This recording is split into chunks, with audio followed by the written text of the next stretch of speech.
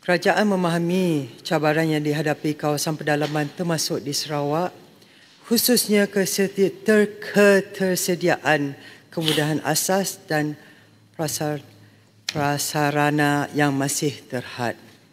Jurang pembangunan ini perlu ditangani secara berfokus bagi memastikan rakyat di pedalaman turut menikmati faedah pembangunan negara. Seiring dengan pendekatan ekonomi madani, pelaksanaan projek di bawah RMK 13 akan menumpukan kepada 3 teras utama iaitu menaikkan siling, menaikkan lantai dan mengukuhkan tadbir urus. Strategi ini akan diterjemahkan melalui projek-projek seperti perluasan jaringan jalan luar bandar, peningkatan akses air bersih, bekalan elektrik, kemudahan pendidikan dan kesihatan serta perluasan liputan digital.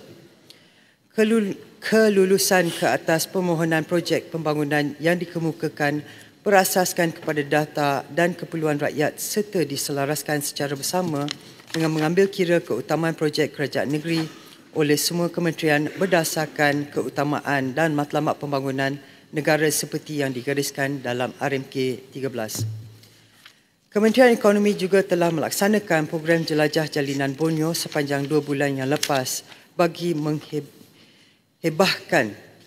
RMK 13. Melalui program dan sesi libat urus ini, kita telah menerima pelbagai cadangan daripada orang awam di peringkat tempatan mengenai keperluan sebenar rakyat terutamanya projek dan program yang kritikal untuk pembangunan penduduk setempat. Maklum balas ini akan dipanjangkan kepada semua kementerian yang berkaitan. Bagi memastikan strategik dan inisiatif RMK 13 dapat dilaksanakan dengan baik dan berjalan lancar, kerajaan sedang membangunkan sistem MyRMK bagi menambah baik proses pemantauan. Semua kementerian akan melaporkan pencapaian inisiatif RMK 13 melalui sistem dalam talian tersebut setiap 10 tahun. Pemantauan projek pula akan menggunakan sistem sedia ada iaitu MyProject.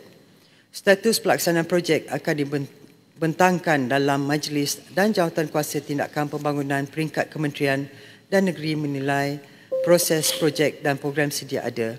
Ini termasuk memberi perhatian projek yang dikemukakan oleh Kementerian Ekonomi untuk pertimbangan. Sekian, terima kasih. Yang Berhormat Baram, soalan tambahan. Terima kasih Datuk Timbalan Speaker dan terima kasih juga kepada Timbalan Menteri atas jawapan yang cukup teliti dan kita harap bahawa prosedur ataupun SOP ini akan dapat meningkatkan ataupun mengurangkan jurang pembangunan di antara wilayah di negara kita. Soalan tambahan saya ialah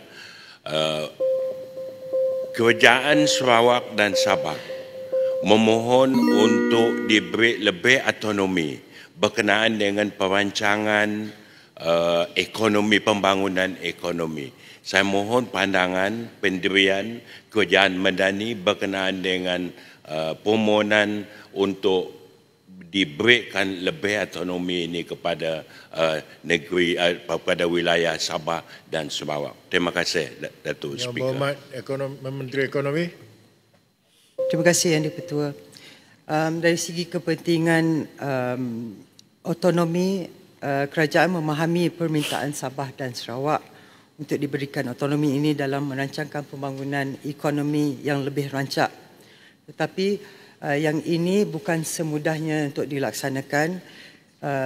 Perlulah dari segi permulaannya adalah penyata hasrat daripada kerajaan Sabah dengan Sarawak di mana otonomi yang diperlukan. Perlu dipastikan bahawa mampu untuk mengambil alih dengan semua cabaran termasuk dari segi kewangan, dari segi pentadbir urus, dari segi sumber manusia dan lain-lain. Pihak antara yang telah diungkitkan telah dimaklumkan di bawah jawatankuasa MA 63 yang dipromosikan oleh YB Perdana Menteri dan sentiasa dibincang bersama dengan YB Premier serta YB Ketua Menteri Sabah untuk memastikan bahawa kita mengikuti dari segi selaras panduan dari segi perlembagaan persekutuan dan dari segi yang juga panduan daripada Malaysian Agreement 1963. Maka bila insya-Allah dari segi apakah yang dapat dipersetujui dari segi autonomi akan dimaklumkan bila dia telah dipersetujui. Terima kasih. Terima kasih Yang Berhormat Menteri. Silakan Yang Berhormat Pendang. Terima kasih. Sahabat saya Datuk Yang di-Pertua. Saya selalu fikir, kebetulan tadi Yang Amat Berhormat Tambun ada. Dia dah bangun tadi, saya seronok lah. Sebab ini adalah perjuangan Yang Amat Berhormat Tambun dahulu. Iaitu bagaimana nak imbangkan pendapatan jurang antara wilayah. Jurang antara wilayah ini, jadi negeri-negeri miskin. Sekarang negeri miskin-miskin ini selalu disindir, selalu dibuat sinis.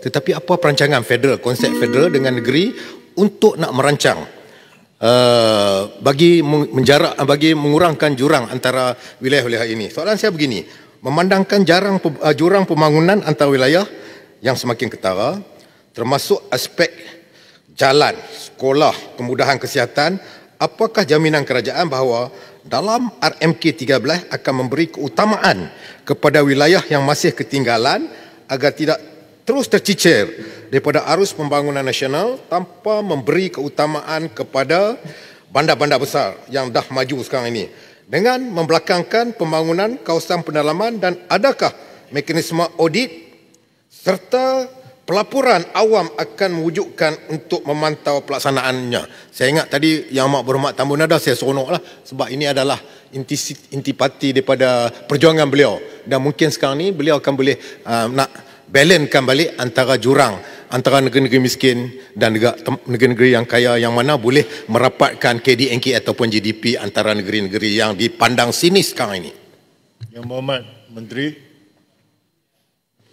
Terima kasih.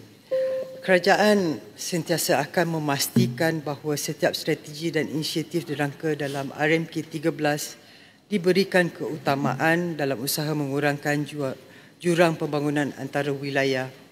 Bukan saja dari segi strategi yang pernah dimaklumkan cadangan dulu, tetapi jikalau ada dari segi cadangan yang baru, kita akan memperlihatkan dengan lebih teliti bagaimana ia dapat memberikan gambaran sebenarnya. Kita terdapat 4 strategi yang telah dirangkakan sekarang, iaitu mempercepatkan pembangunan kawasan yang kurang membangun, mempertingkatkan pembangunan dan pengurusan bandar, mempertingkatkan kecekapan perancangan dan tadbir urus pembangunan wilayah, dan memperkukuhkan integrasi ekonomi. Selain itu, mekanisme pemantauan yang telus akan dilaksanakan, termasuk pelaporan berkala, dan seperti yang telah dimaklumkan tadi, dari segi memaklumkan dari segi fahaman tentang RMK 13 dan sesi libat urus yang kita telah melaksanakan di kawasan tempatan pedalaman, supaya kita mendengar sendiri adalah daripada suara rakyat sendiri. Sekian, terima kasih.